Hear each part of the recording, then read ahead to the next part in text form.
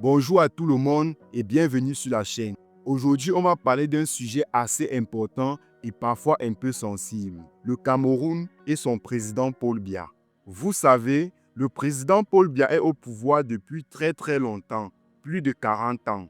C'est une durée incroyable, une des plus longues au monde pour un président qui n'est pas un roi. Mais voilà, derrière cette longévité, il y a de plus en plus de Camerounais qui expriment un profond mécontentement. On entend des critiques, des frustrations et une réclamation de changement. Alors, pourquoi le président Paul Biya est détesté au Cameroun? Dans cette vidéo, on va essayer de comprendre pourquoi. Qu'est-ce qui a pu changer en 40 ans pour que l'amour ou le soutien de la population se transforme en critique? On va explorer les raisons avec des mots simples pour que tout le monde puisse comprendre. Accrochez-vous car nous entrons dans l'histoire récente du Cameroun. Commençons par la première raison et peut-être la plus évidente. La durée de son mandat. Imaginez un peu, Paul Biya est arrivé au pouvoir en 1982. Certains d'entre vous n'étaient même pas encore nés. Ça veut dire qu'une génération entière de Camerounais n'a connu qu'un seul président. En 1982, Paul Biya succède à Amadou Ahidjo. Au début, il y a eu beaucoup d'espoir. Il promettait la démocratie et la rigueur. Mais au fil des années, le système s'est renfermé. En 2008, un événement majeur s'est produit. La constitution est modifiée. Avant, un président ne pouvait pas faire plus de 2 mandats. Cette modification a permis à Paul Biya de se représenter et d'être réélu sans limite. Pour beaucoup, c'est devenu un symbole d'un pouvoir qui ne veut pas lâcher sa place. Les gens se sentent compris au piège d'un système où les mêmes personnes restent aux commandes pour toujours. C'est ça le problème. Quand un président reste trop longtemps, il y a le risque que la démocratie tourne un peu au ralenti. Vu sa longévité au pouvoir, lors des élections présidentielles, il y a souvent des accusations de tricherie, ce qu'on appelle fraude électorale. Et quand les gens ne croient plus aux élections, ils perdent confiance en leur pays et en leur avenir. C'est une des premières grandes raisons de la frustration des Camerounais. Parlons maintenant d'un sujet qui touche directement le quotidien de chacun. L'argent, le travail et la corruption. Le Cameroun est un pays riche en ressources, du pétrole, du bois et des terres fertiles. Le Cameroun devrait être un pays où il fait bon vivre économiquement. Malheureusement, beaucoup de Camerounais vivent avec des difficultés.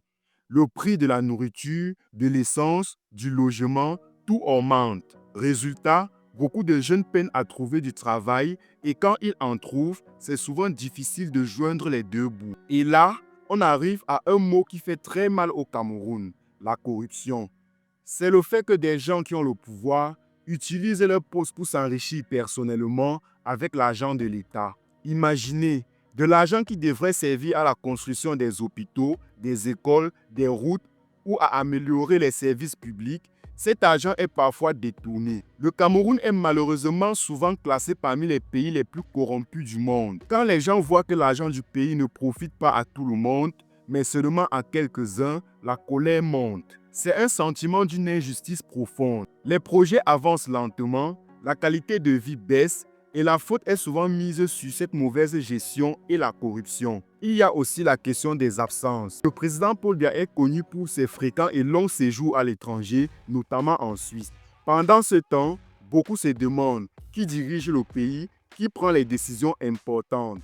Pour beaucoup, cela renforce l'idée d'un chef d'État déconnecté de la réalité et loin de son peuple. Au-delà de l'économie, le Cameroun a été et est encore touché par de graves crises qui ont déchiré des familles et des régions entières. La plus connue et la plus douloureuse est la crise anglophone. Imaginez un peu, au Cameroun, il y a 2 grandes zones linguistiques, francophones et anglophones. Les anglophones qui se sont mis de côté par le gouvernement ont commencé à protester. Ces protestations se sont transformées en un conflit armé très violent. Des milliers de personnes sont mortes, des villages ont été brûlés et des centaines de milliers de personnes ont fui leur maison. La gestion de cette crise par le gouvernement de Paul Biya est très critiquée. Beaucoup pensent qu'on n'a pas su écouter les demandes au début et que cela a laissé le conflit s'aggraver. Le dialogue n'a pas eu lieu ou a échoué et la violence a pris le dessus. C'est une blessure profonde pour le Cameroun et beaucoup de gens en tiennent responsable le pouvoir en place. À cela s'ajoutent d'autres problèmes d'insécurité, comme la menace du groupe terroriste Boko Haram dans l'extrême nord, qui a aussi provoqué son lot de morts et de déplacés. Et quand des citoyens essaient de manifester pacifiquement pour exprimer leur désaccord, ils sont souvent confrontés à la répression, à des arrestations et parfois des violences. Selon plusieurs médias locaux, le droit de s'exprimer semble de plus en plus difficile au Cameroun. Ces crises, ces violences, ces répressions, tout cela crée un climat de peur et de frustration. Comment aimer un gouvernement qui semble incapable de résoudre les problèmes des citoyens? C'est une question que plusieurs Camerounais se posent au quotidien.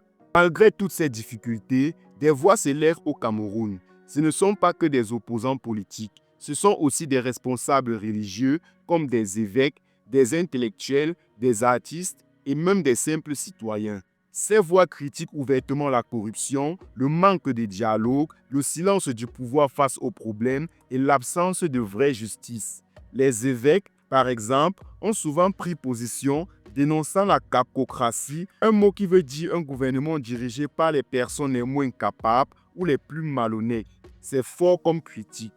Petite parenthèse, le président Paul Biya a été réélu en octobre 2025 pour un prochain mandat. Voilà, on a essayé de faire le tour des principales raisons qui expliquent pourquoi une partie grandissante des Camerounais n'est plus satisfaite de la gouvernance de Paul Biya. C'est un mélange de plusieurs choses, la longévité au pouvoir qui bloque le système, la corruption qui ralentit le pays et les difficultés économiques du quotidien. Ce n'est pas une situation simple et il n'y a pas de solution miracle.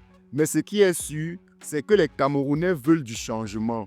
Ils veulent une vraie démocratie, une meilleure répartition des richesses, plus de justice et surtout la paix et la sécurité pour tous. J'espère que cette vidéo vous a permis de comprendre cette situation complexe. Si vous avez aimé la vidéo, n'hésitez pas à liker la vidéo, à laisser un commentaire pour donner votre avis et surtout, abonnez-vous car on se dit à la prochaine pour une nouvelle vidéo.